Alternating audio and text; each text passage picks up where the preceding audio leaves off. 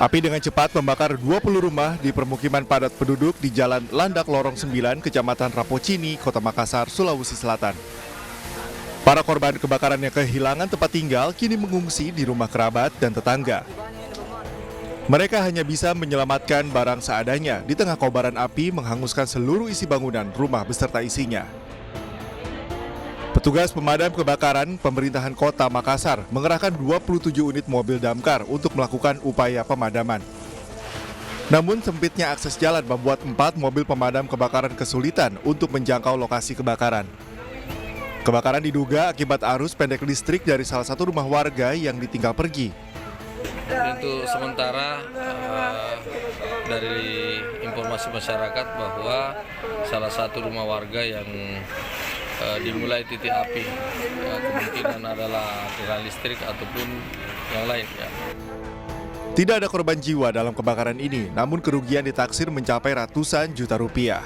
Sementara kasus kebakaran ditangani Polrestabes Makassar.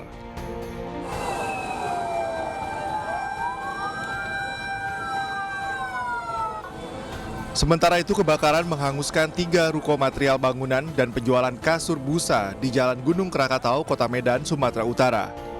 Dalam peristiwa ini 3 orang pekerja dari salah satu tempat usaha tersebut mengalami luka bakar dan telah dibawa ke Rumah Sakit Imelda. Tak hanya itu, sejumlah sepeda motor yang terparkir di lokasi juga ikut terbakar. Sementara api bisa dipadamkan 2 jam kemudian setelah 9 unit mobil pemadam kebakaran dikerahkan ke lokasi. Dari Makassar dan Medan, Muhammad Durbone, Aminur Rasid, iNews melaporkan.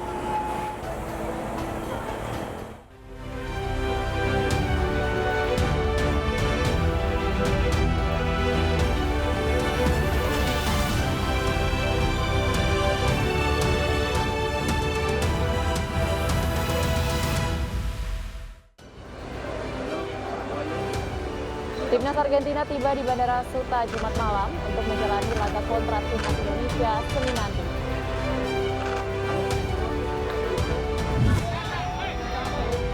Buntut kontroversi Panji Gumilang, MUI Jabar bentuk tim khusus menyelidiki kurikulum pendidikan pesantren Al-Zaitun.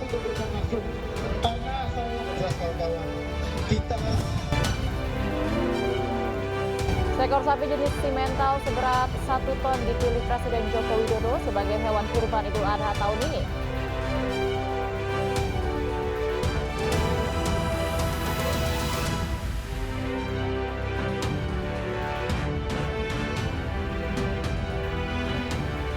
Halo, selamat siang pemirsa, apa kabarnya Anda hari ini? Senang sekali rasanya saya Widy Kristami hadir kembali menemani Anda dalam Ayu Siang hari ini. Dan selain 3 berita utama tadi, Ayu Siang juga akan menyuguhkan beragam informasi penting lainnya.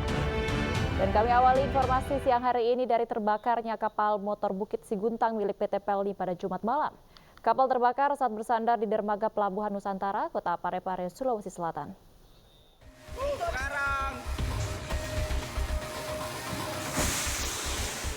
Kepanikan terjadi saat api tiba-tiba membumbung tinggi dari dek 5 kapal atau merupakan bagian dapur KM Bukit Siguntang yang sedang bersandar di dermaga Pelabuhan Nusantara, Kota Parepare, Sulawesi Selatan.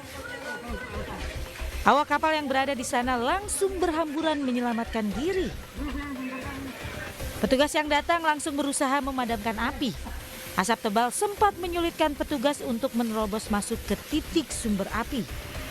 Posisi dapur yang tertutup membuat siklus udara ke dapur terbatas sehingga petugas terpaksa harus memecahkan sejumlah kaca jendela kapal untuk sirkulasi udara. Sejumlah petugas pemadam juga harus menjalani perawatan medis setelah mengalami sesak napas akibat asap tebal. Untuk sementara ini Pak, ini kan nanti hasil penyelidikan nanti lebih lanjut. Kalau di TKP tadi didapat itu open. Di ruang dapur ya? Ya, ruang dapur, open. Open penggorengan nih. Api berhasil dipadamkan setelah menerjunkan 4 unit mobil pemadam kebakaran. Tidak ada korban jiwa dalam kebakaran ini karena kapal dalam kondisi tak berpenumpang. Dari Parepare, Sulawesi Selatan, Erwin Eka Pratama, iNews melaporkan. Pemirsa, 5 ABK kapal LCT Cipta Harapan 9 tenggelam di perairan Karimun, Jawa. Ini akhirnya berhasil diselamatkan kapal yang melintas. Detik-detik penyelamatan pun berlangsung dramatis. Aduh guys, gagal mau jadi tim Basarnas. Kapalnya kali karamnya.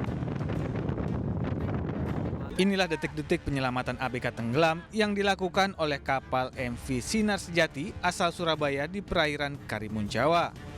Ada 5 ABK kapal LCT Cipta Harapan 9 yang berhasil diselamatkan dan dibawa ke Probolinggo. Petugas KSOP Probolinggo kemudian memeriksa kesehatan 5 ABK tersebut. ABK yang selamat hanya mengalami trauma karena terombang-ambing di laut selama 3 hari dengan bertahan di atas busa. Kami mendapatkan laporan bahwa telah terjadi musibah dari kapal LCT tadi, dan 5 orang berhasil diselamatkan oleh kapal yang melintas dari Priok tujuan Probolinggo. Kejadian ini berawal saat kapal LCT Sinar Harapan tenggelam dihantam ombak besar di perairan Karimun, Jawa pada tanggal 12 Juni 2023. Dari 12 ABK kapal LCT Sinar Harapan, 6 orang berhasil diselamatkan, sedangkan 6 orang lainnya masih dilakukan pencarian oleh tim Basarnas Semarang.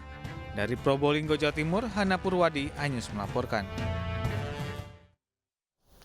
Pemirsa, petugas di Subkota Dumai, Riau tiba-tiba menerobos jalan saat terjadi kemacetan dan memarahi warga yang sedang mengatur jalan. Kejadian itu pun viral di media sosial.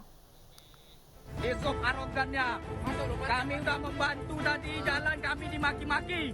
Beberapa petugas Dinas Perhubungan Kota Dumai Riau menerobos kemacetan Jalan Cut Nyakdin, Kelurahan Purnama.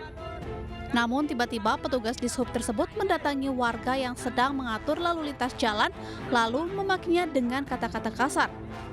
Warga tak terima atas sikap arogan petugas di sub tersebut sehingga sempat terjadi keributan. Kami lagi macet jalan keluar masuk mobil, datang orang ngesop, dia berhenti di tengah kami. Ya kan? Berhenti di tengah kami suruh jalan, dia tak mau. Kami biarkan aja, kami suruh jalan tak mau. Datang ada orang naik mobil Avanza hitam, ya kan? Itu bilang, coba kalian atur jalan tu sana. Datang cewek tu bilang, cewek tu tak tahu. Orang apa? Salah. Orang apa? Orang nisuk juga? Orang nisuk. Kemacetan di Jalan Cut Nyakdin, Kelurahan Purnama, Kota Dumai ini telah berlangsung selama sepekan. Sejak awal jalan diperbaiki, tidak ada petugas yang datang untuk membantu mengatur kemacetan, sehingga warga berinisiatif mengatur lalu lintas. Dari Dumai Riau, Dedi Iswandi, iNews melaporkan. Pemirsa, 2 tawuran yang melibatkan remaja terjadi di wilayah Jakarta Timur. Polisi dan warga setempat berhasil mengamankan para pelaku, berikut sejumlah barang bukti.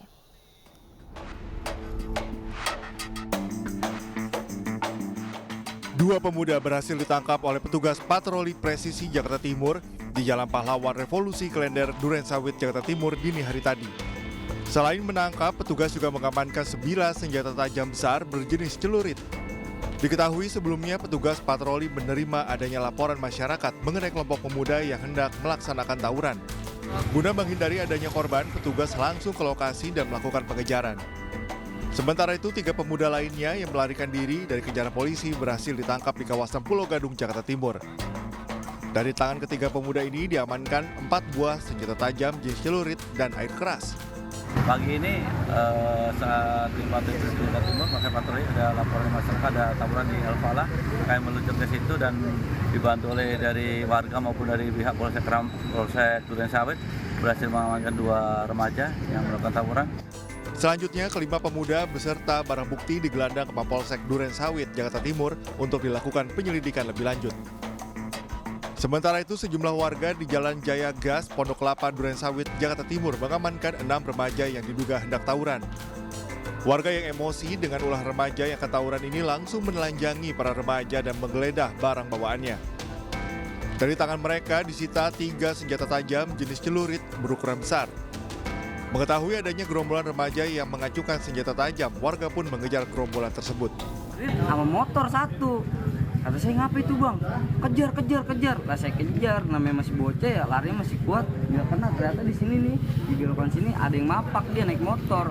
Kabur rame banget, muter balik sini. Nah, ada ketinggalan di sini 3 orang, sama ada yang ngumpet di sono. Untuk menghindari amukan warga yang kesal, petugas Reskrim Polsek Durensawit, Jakarta Timur yang tiba di lokasi langsung membawa para remaja ini ke Polsek Durensawit untuk dilakukan pemeriksaan lebih lanjut. Dari Jakarta dan Helmi Sajangbati, iNews melaporkan. Kita ke informasi lainnya, pemirsa, timnas Argentina telah tiba di Indonesia Jumat malam. Tim Tenggo datang tanpa kehadiran Lionel Messi. 1 hari selepas laga kontra Australia, timnas Argentina langsung terbang ke Indonesia. Pasukan Lionel Scaloni ini tiba di Jakarta pada Jumat malam. Timnas Argentina disambut Ketua Umum PSSI Erick Thohir di bandara dan Zainuddin Amali selaku Waketum PSSI juga hadir menyambut tim Tenggo. Presiden Federasi Sepak Bola Argentina AFA, Claudio Tapia, memimpin rombongan timnas Argentina setibanya di Indonesia. Ia berjabat tangan dengan Erick Thohir dan Zainuddin Amali sebelum mendapat kalungan kain bermotif batik. Timnas Argentina tidak membawa kapten tim Lionel Messi ke Indonesia. La Pulga beserta Angel Di Maria dan Nicolas Otamendi diizinkan berlibur oleh Scaloni. Duel Indonesia versus Argentina dijadwalkan akan berlangsung pada Senin malam waktu Indonesia Barat. Laga digelar di Stadion Utama Gelora Bung Karno, Jakarta.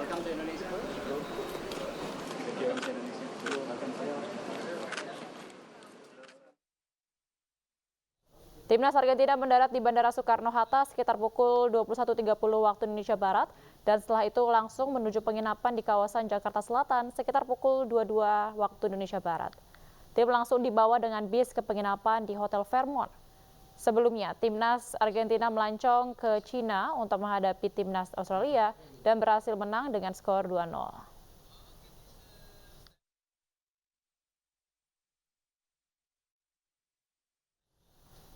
Pecinta sepak bola tanah air yang sudah memiliki tiket timnas Indonesia versus Argentina mulai menukar e-tiket dengan gelang yang tidak bisa dipalsukan. Kami akan hadirkan informasinya selengkapnya untuk Anda usai jeda berikut, tetaplah bersama kami.